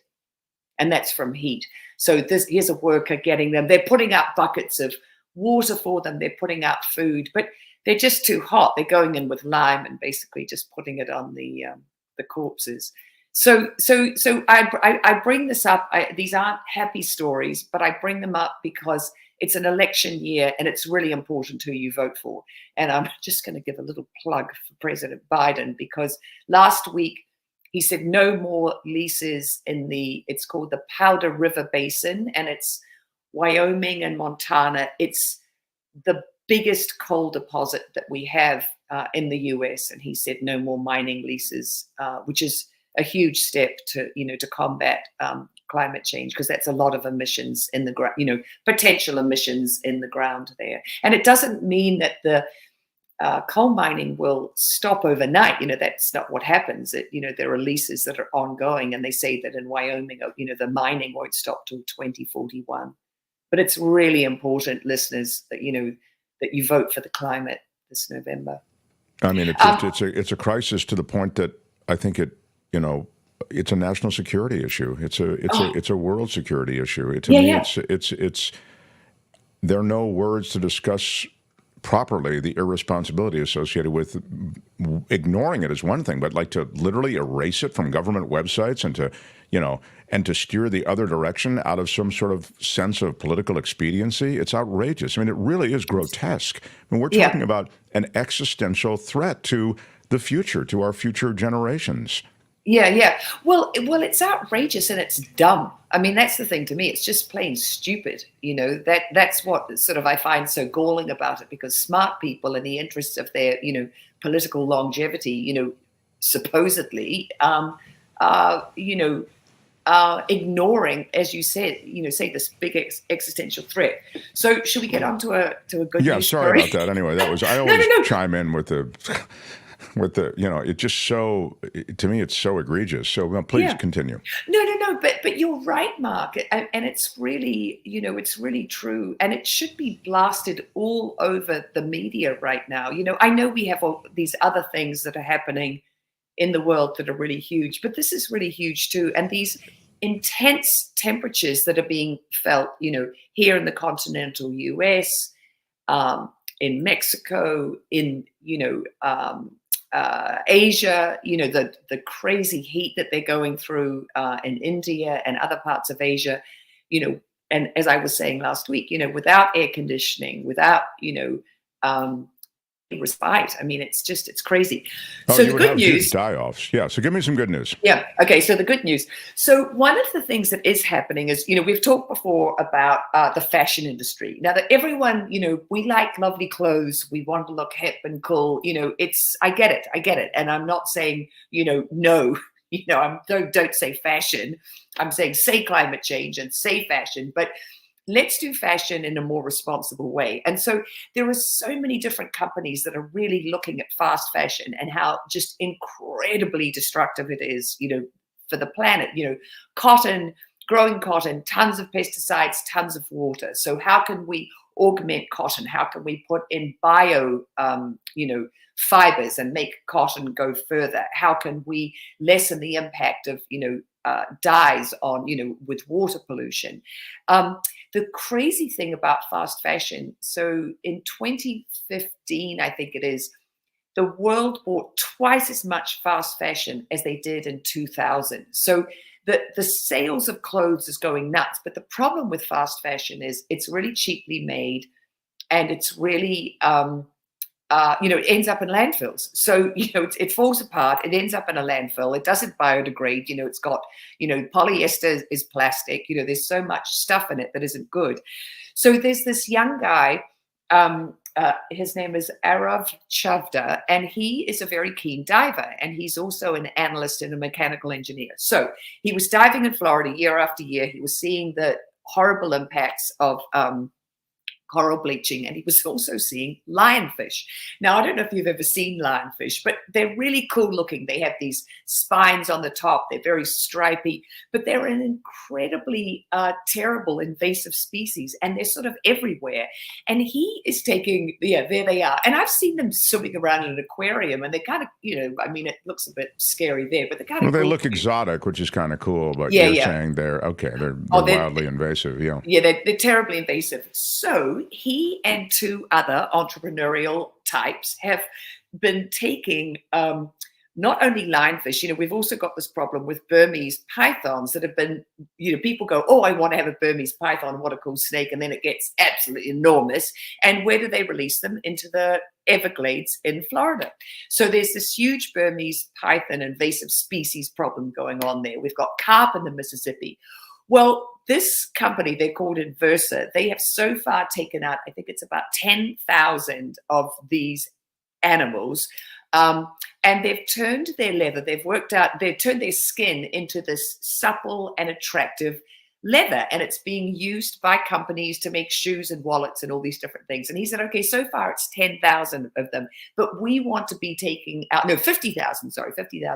We want to be taking these invasive species out of the environment by the tens of millions and turning them into what is going to be a biodegradable leather, because it comes from which other leather is too, but the other leather is hugely problematic for cows and for the environment because of all the the water and blah blah we've already talked chemicals about and dyes. Yeah, exactly. Yeah, exactly. So here's the thing, they're like a lot of startups in this industry, they need money to be able to scale up, and it's a fledgling industry, but it's really important. And there's a whole shift happening and an awareness about, fashion and what it's doing. A lot of people are, shopping in thrift stores and consignment stores. They're realizing if I buy better quality things and fewer of those things, they will last longer. They won't end up in a landfill. But also, go for these alternative fabrics that are kind to the planet and don't have such a huge carbon footprint. The fashion industry is bigger than what the airline industry is putting into the atmosphere as far as emissions go. So you can love your fashion. You don't have to, wear the same thing, for, the next 5 years, but really be responsible and think about it and support these alternative fabrics, because these, they're going, they can make a difference. And you as the consumer, because as we, spending money is a political act, corporations and governments see what people spend their money on. So I would encourage our listeners to, if they find these fabrics, clothes that are made from them and they like them, really think about buying those as opposed to the alternatives. Yeah, that's such a point. And the notion of making it somehow possible to address the invasive species problem by an economic inducement. It's more than just trying to clean up the environment. There's actual money in it in this case. Honestly, that speaks to, the society in which we live, so. Yeah. Well, there's a woman who's making this fabric that also comes out like pleather or leather from shrimp shells, and it's got, there's chitlin in it, and she makes that into this pleather. So, it's yeah, I mean, and it would be waste, but we do have to get smarter. I mean, as we started at the top of the show, we were talking about plastic waste. If we get smarter about waste that's actually, biodegradable, or like as you brought it full circle, we're taking an invasive species out of the environment. So we're helping the planet, and creating a biodegradable fabric, which helps the planet. So it's a win and a win. You got to love a win and a win. I mean, I just love, I think underpinning a lot of what you're talking about today is sustainability, and you're just trying to live sustainably. So you're right. If you can use every bit in the process or whatever, it makes a huge difference. But those are really innovative, wild ways in which they're making it work. And Tony's showing some of the stuff that is sustainably produced, and that's the quote leather that they're making. Yeah, I love our visits, and really cool that you could be here, Belinda. You can follow Belinda on social media, Belinda Waymouth, Waymouth. And of course, if you have anything specifically you want me to integrate into our conversation, just send us an email to the show, and I will make sure that Belinda gets that email. Love your visits here. Belinda Waymouth, everybody. My pleasure. Bye-bye. Everyone. That's It's the Planet Stupid for today. More. It's the planet stupid. No, it's the planet stupid. Next time, only on The Mark Thompson Show. I can't believe it. I really can't believe it. We've had a good show. A lot of good stuff, Tony. Yeah. And I give you a little credit. Thanks, Tony. You hustle some good stuff together. Kim, I give you some credit. Kim, how are you? I feel bad. I offended the people of Bakersfield and Stockton, and now I feel like I haven't done well today. Well, I think that when you're angering people, you're engaging them and sometimes provoking them. That can be a very, very good thing. And I don't think you should be too tough on yourself. I blame you. All right, that's better. Yeah, if you need to, if that helps the medicine go down. Yeah. All right, so the After Party Live is going down now. I can write Kim hosts that show, unencumbered by me. And we'll be back tomorrow with David Katz tomorrow, everyone. Stevens for the Mark Thompson Show. Bye-bye. Love our audience. Thank you for all the love. All the time. Bye-bye. Till tomorrow. Bye-bye.